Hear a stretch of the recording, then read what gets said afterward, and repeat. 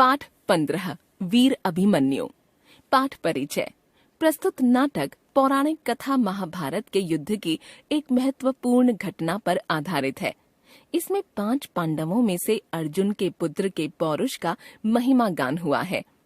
अभिमन्यु वीरता, बुद्धिमानी और कर्तव्य परायणता का ज्वलंत उदाहरण था।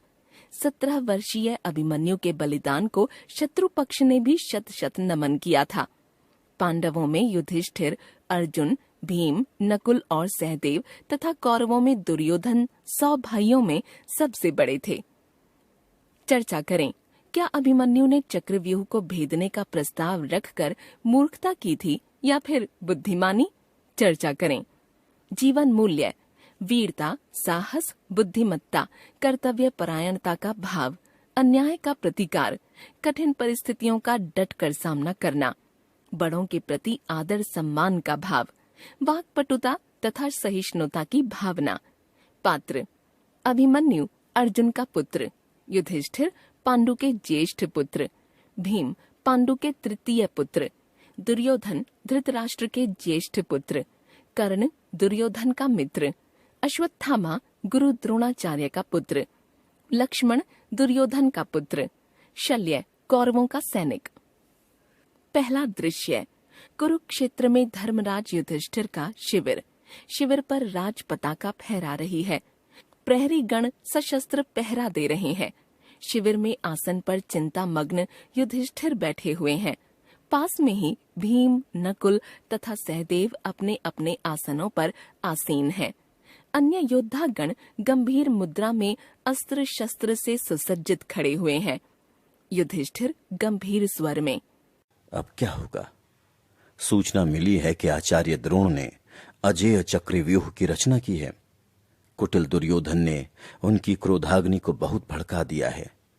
युद्ध क्या है? भाग्य का खेल है। भीम: दादा, जब तक अर्जुन के करों में गांडीव और भीम के हाथों में गदा है, तब तक आप चिंता न करें। युधिष्ठिर: ठीक है भीम, पर आज तो मुझे एक ही भुजा से लड़ना है। सेना के मुख्य भाग से दूर अर्जुन का आज रण में शत्रु से सामना है। चक्रव्यूह भेदन का रहस्य अर्जुन के अतिरिक्त अन्य किसी को ज्ञात नहीं। तुम्हारी गदा पर्वत फोड़ सकती है, पर चक्रव्यूह को वो कैसे तोड़ेगी? कूटनीति से रचा जाल केवल बल से तो नहीं टूटता। विष ही विष की औषधि है। अब क्या होगा? चक्रव्यूह कैसे टूटेगा? अवश्य टूटेगा धर्मराज, चक्रव्यूह अवश्य टूटेगा, कहते हुए अभिमन्यु का प्रवेश। अभिमन्यु: पार्थ नहीं तो क्या हुआ? पार्थ का पुत्र तो सेवा में उपस्थित है। आज्ञा दीजिए। बचपन में मैंने खेल ही खेल में अनेक व्यूह तोड़े हैं। एक और परीक्षा सही। आज अभिमन्यु पांडव सेना के अग्रभाग में होगा। युधिष्ठिर स्नेह से अभिमन्यु को देखते हुए: भीम देखा, बिल्कुल अर्जुन की तस्वीर है। यह अभिमन्यु नहीं, अर्जुन का ही तारुण्य बोल रहा है। पर बेटे, तुम भी क्या कर सकोगे? तुम वीर हो माना, पर आज वीरता मात्र से तो काम ना चलेगा। आज तो व्यूह तीरों से नहीं, किसी दूसरी तदबीर से ही टूटेगा। तुम्हें चक्रव्यूह तोड़ने का भेद कहाँ मालूम है? अभिमन्यु: मालूम है धर्मराज, आप चिंता छोड़ें। मैं इस तरह सरलता से गुरु द्रोण के चक्रव्यूह में धंस जाऊंगा जैसे मतवाला हाथी कमल वन में धंस जाता है। भीम: धन्य अभिमन्यु, धन्य। ऐसे ही बालक तो देश का नाम उज्जवल करते हैं। युधिष्ठिर: पर अभिमन्यु, कहां तुम और कहां चक्रव्यूह? तुम्हारे पिता को छोड़कर इस कुटिल व्यूह को तोड़ने में कोई समर्थ नहीं। अभिमन्यु: धर्मराज, विश्वास तो कीजिए। अभिमन्यु की परीक्षा तो आज लीजिए। मैं वह रहस्य प्रथम बार प्रकट कर रहा हूं। मैं चक्रव्यूह भेदन का रहस्य जानता हूं। युधिष्ठिर आश्चर्य से: सो कैसे बेटे? अभिमन्यु: मेरे जन्म से पूर्व की बात है। मैं माता के गर्भ में था। माता जी का मन बहलाने के लिए पिताजी उन्हें चक्रव्यूह तोड़ने का भेद बतला रहे थे। माता जी ने शायद उसे सुना अनसुना कर दिया, पर मैं भीतर गर्भ में पिताजी की बातें ध्यान से सुनता रहा। अर्जुन का पुत्र युद्ध विद्या जन्म के बाद से नहीं, पेट से ही सीख कर आया है। युधिष्ठिर सराहना से, आश्चर्य है, तुम्हारी कितनी विलक्षण बुद्धि है। अभिमन्यु, अब मेरी चिंता कुछ मिटी। पांडव दल में कोई तो ऐसा है जो आज के रण का जवाब दे सकेगा। वीरता में तुम अपने पिता से भी 2 हाथ आगे रहो, मेरा आशीर्वाद है। अभिमन्यु, पर एक बात अवश्य है, वो ये कि मेरा ज्ञान कुछ अधूरा है। पिताजी तो रोचक ढंग से चक्रव्यूह का रहस्य माताजी को समझाते रहे, पर इसी बीच वो सो गईं। उन्हें सोया जान पिताजी ने भी अपनी बात बंद कर दी। जिसे वे सुना रहे थे वो सो गईं, और जो सुन रहा था उसका पिताजी को ध्यान न था। मैं चक्रव्यूह में प्रवेश तो कर गया, पर उसमें फंसा ही रह गया, और फिर पिताजी भी सो गए। उस दिन से आज तक बस चक्रव्यूह में ही फंसा हूं। कभी अवसर ही ना मिला कि पिताजी से कुछ अधिक जान पाता। युधिष्ठिर, अरे, ये फिर दूसरी समस्या सामने आ गई। अभिमन्यु, ये भी कोई समस्या है धर्मराज? पहले मैं व्यूह को तोड़ दूंगा, फिर पीछे चाचा भीम, नकुल, सहदेव और अन्य योद्धा कौरव दल में धंस पड़ेंगे। हम सब मिलकर ऐसा प्रहार शत्रु पर करेंगे कि कौरव दल आंधी में पत्ते सा उड़ जाएगा। क्यों, है ना चाचा भीम?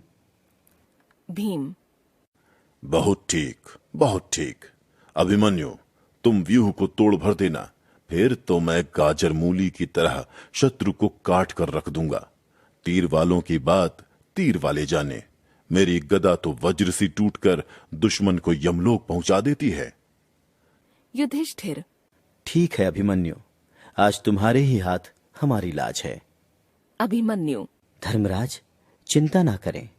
पिताजी के गांडीव के लिए तो सारा भूमंडल पड़ा है।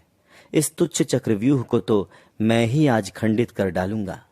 भीम, दादा, हमारी भुजाएं आज वीर अभिमन्यु का कवच बन जाएंगी। युधिष्ठिर गहरी सांस भरकर, अभिमन्यु, युद्ध की बेला पहुंची। जाओ, सुभद्रा और उत्तरा से भेंट कराओ। अभिमन्यु, माता का आशीर्वाद तो हर दिन लेकर ही आता हूं।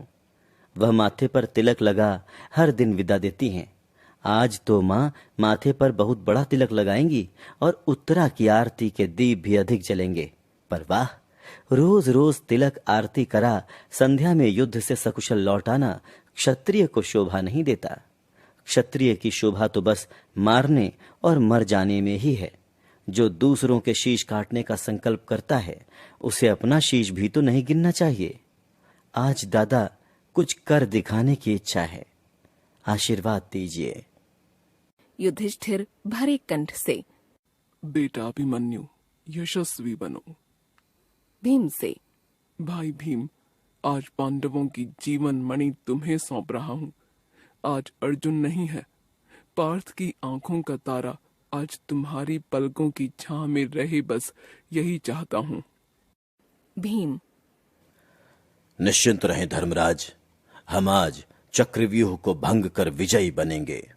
धर्मराज की जय का स्वर। दूसरा दृश्य, कुरुक्षेत्र की समर भूमि में कौरव सेना चक्रव्यूह बनाकर खड़ी हुई है। कौरव योद्धाओं के मुख विजय की आशा से चमक रहे हैं।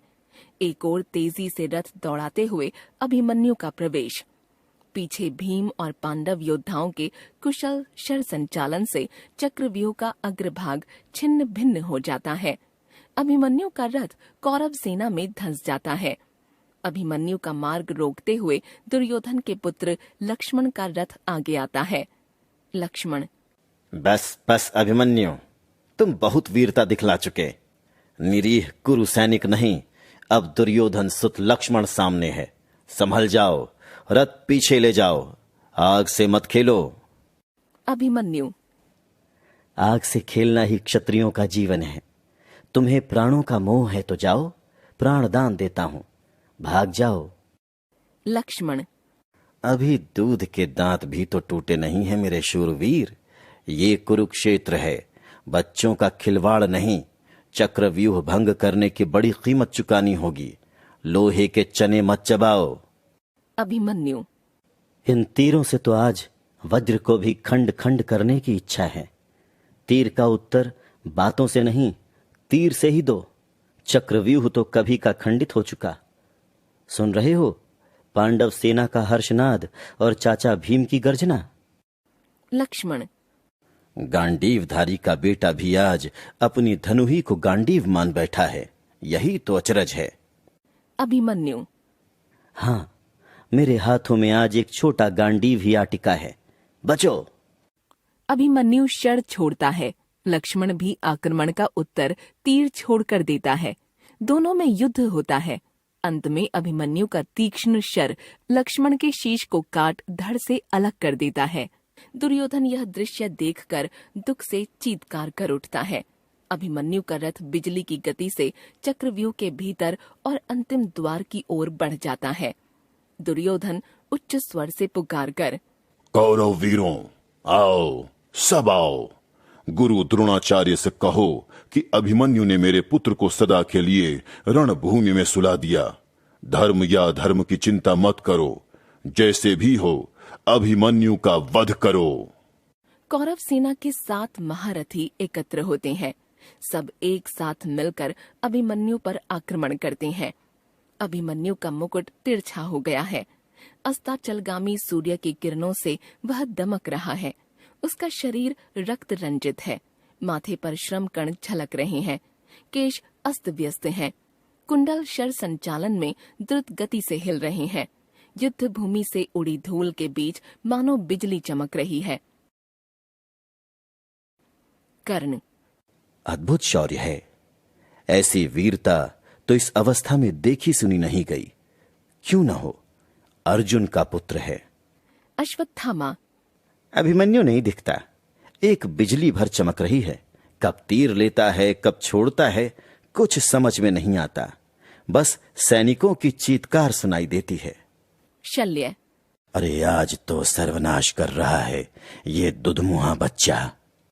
दुर्योधन अधीरता से, तुम सब प्रशंसा ही करते रहोगे या इस काल की आंधी को रोकोगे भी?